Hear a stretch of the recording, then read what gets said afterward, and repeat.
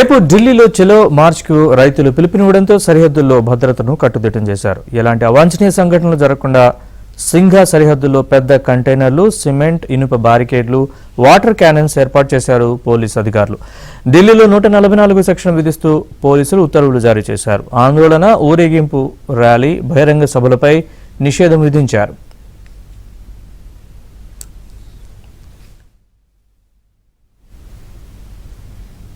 అలాగే రైతులు ఢిల్లీ చలో మార్చ్ను అడ్డుకునేందుకు పంజాబ్ సరిహద్దులను మూసివేసింది.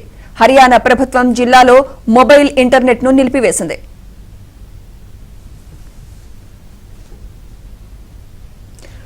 తమ డిమాండ్ల సాధన కోసం కేంద్ర ప్రభుత్వంపై ఒత్తిడి తెచ్చేందుకు పలు రైతు సంఘాలు ఢిల్లీలో చలో మార్చ్ను నిర్వహిస్తున్నట్లు ప్రకటించాయి.